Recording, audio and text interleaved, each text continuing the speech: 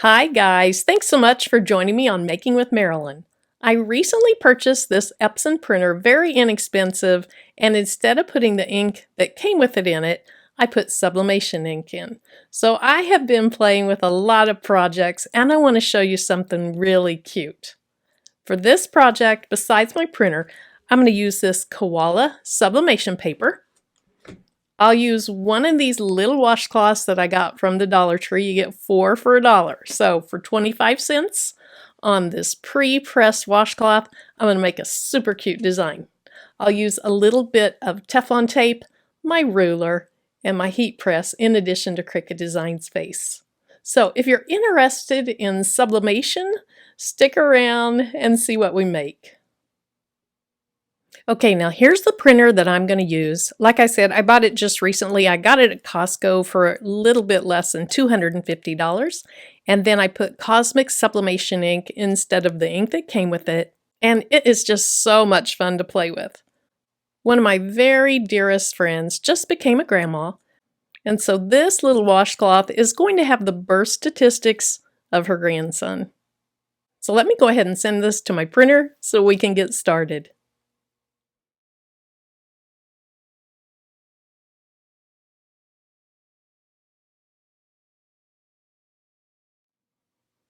Okay, now that we're closer, let's go over a few things. Sublimation ink, once it's printed, doesn't look very vibrant. Once you add the heat to it, though, it really perks up. Then I want to go ahead and show you the package of the washcloths that I used. They're 100% polyester, so they take sublimation ink really well. And then this is the sublimation paper that I used. I got this off of Amazon and it's a Koala brand. So I'll link to that in the description below. Because sometimes little droplets of sublimation ink get on your paper, I like to cut fairly close around the design.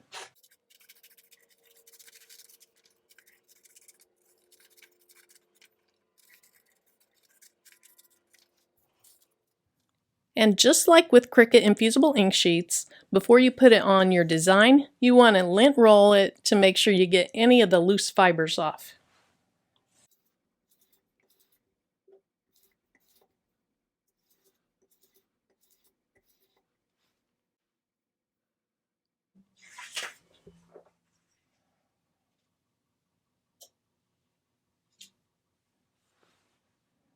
Now it's hard to see through the back of this to know exactly where it is and what it's going to look like.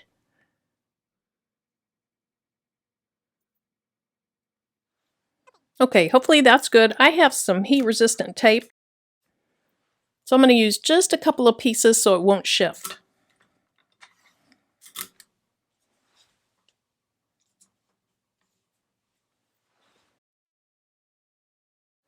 All right, I'm going to move over to the heat press and we'll keep going. I have my heat press set on 400 for 40 seconds.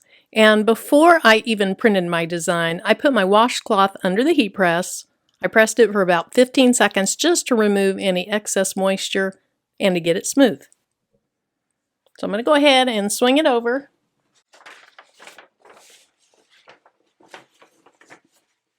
I'll put some craft paper under my design just in case any of the ink goes through. That protects my mat.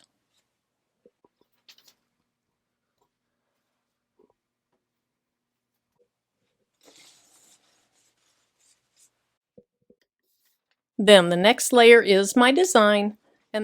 Okay, for my next layer, I want to have just a piece of, this is computer paper. You could use parchment paper.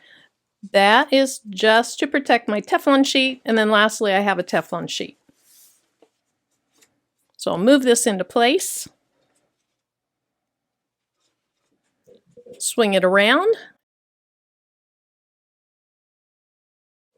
And now we press.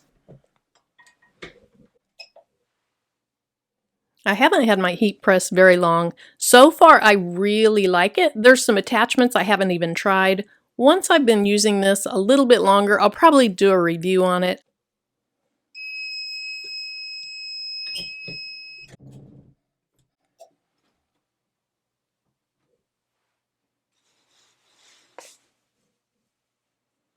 Okay, let's see what we have. I'm excited.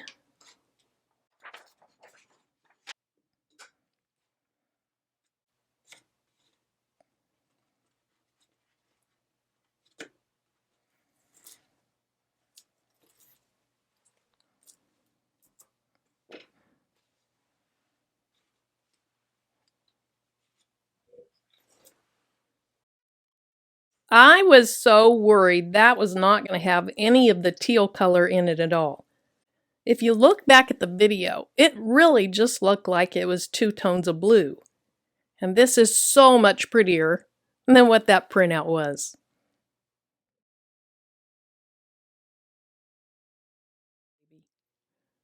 Thanks so much for joining me. Until the next video. Bye-bye.